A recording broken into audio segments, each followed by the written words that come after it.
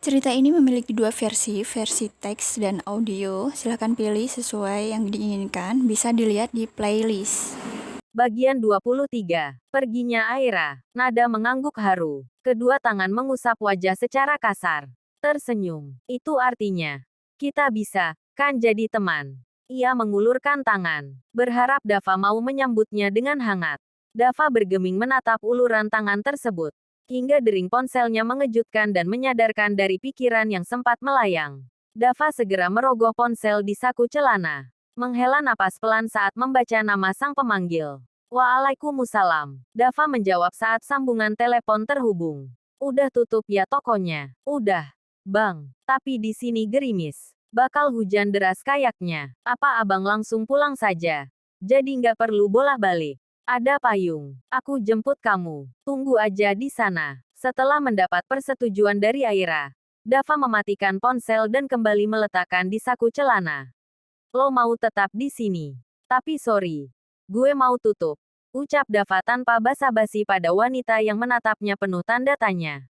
Mau pulang bareng. Sekarang tinggal di mana? Nada berusaha membuat ekspresi kecewa menjadi biasa saja. Yang pasti masih tinggal di rumah.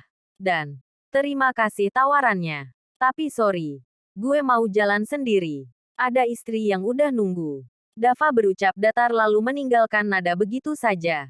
Masuk ke kedai dan memerintah Azril agar segera tutup saja. Sedangkan Nada masih bergeming dengan hati yang semakin kecewa dan terluka. Semenjak sore itu, Dava sama sekali tidak mengerti dengan yang dipikirkan Nada.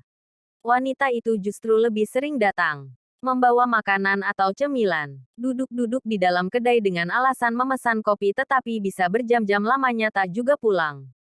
Sudah sering Dava tak acuh dengan kehadiran Nada. Namun, wanita itu tetap saja datang dan bersikap biasa saja.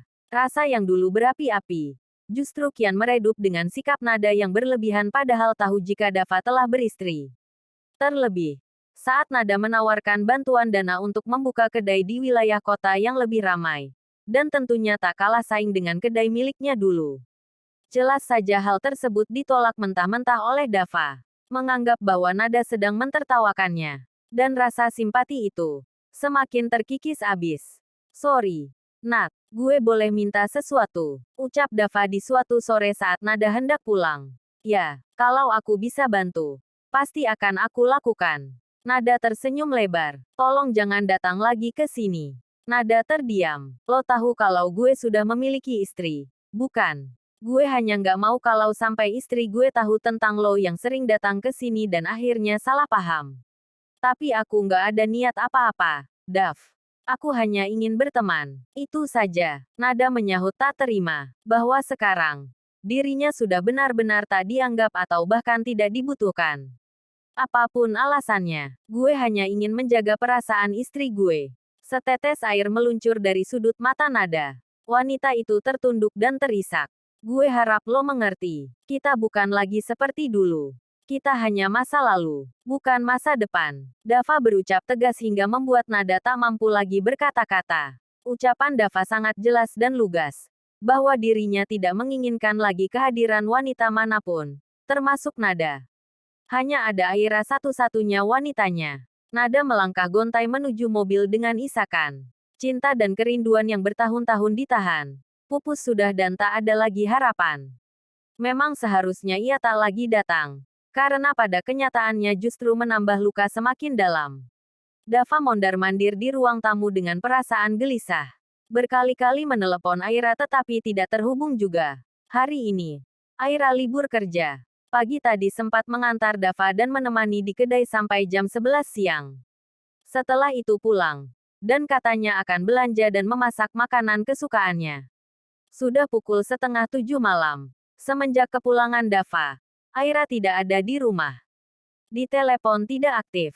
Sempat menanyakan kepada para tetangga dan ada yang bilang bahwa Aira keluar sore tadi. Dava berdecak, menghela napas gusar, membuka pintu dan memandang hujan baru saja turun. Kemana perginya Aira? Hatinya berdenyut sakit. Ketakutan akan ditinggal lagi. Kini memenuhi pikirannya. Ia masuk dan segera mengambil payung untuk keluar mencari Aira. Baru saja pintu dibuka dan Dava dikejutkan dengan pulangnya Aira. Wanitanya basah kuyup. Kedua tangan memeluk tubuh. Bibir bergetar menahan dingin. Aira, Dava melempar payung dan langsung memeluk istrinya. Kemana? Dari mana sebenarnya? Kenapa baru pulang? Jangan bikin khawatir bisa. Enggak. HP kamu juga nggak aktif dari tadi. Ada apa sebenarnya? Dava memberondong pertanyaan dengan rasa khawatir yang besar. Aira merenggangkan pelukan. Tersenyum lalu menggandeng tangan Dava untuk masuk lebih dulu. Aira menutup pintu, menoleh dan kembali tersenyum menatap Dava. Dava tak mengerti dengan senyum Aira. Ia mendekat dan mengusap wajah Aira yang basah.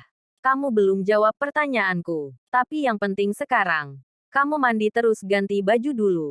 Aku nggak mau kamu sampai. Belum selesai Dava dengan ucapannya. Aira sudah membungkam dengan kecupan bersama setetes air meluncur dari sudut mata.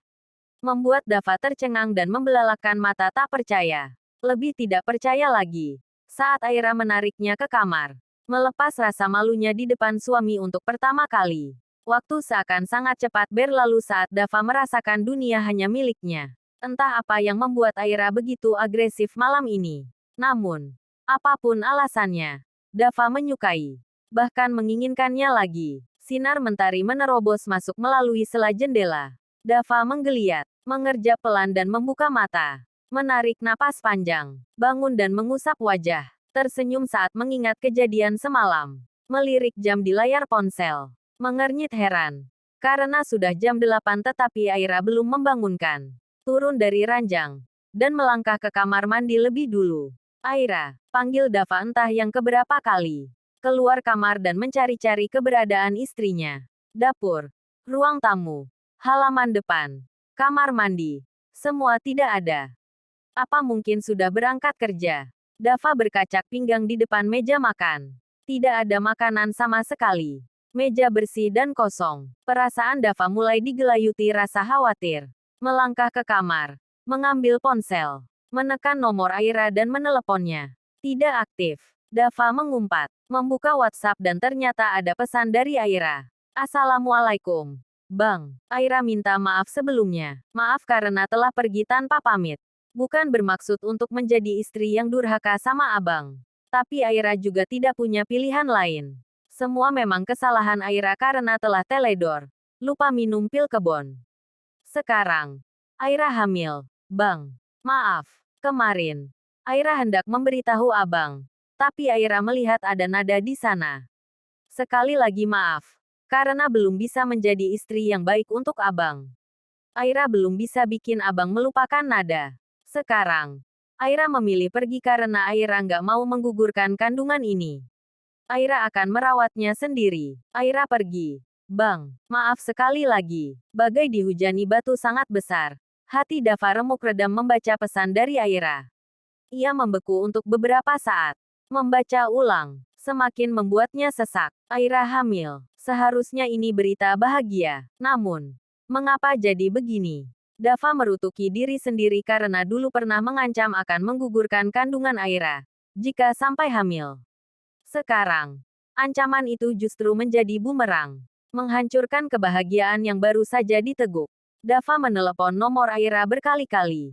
Tidak aktif sama sekali. Segera meraih jaket dan keluar rumah. Meluncur ke rumah Vida. Berharap bahwa Aira ada di sana.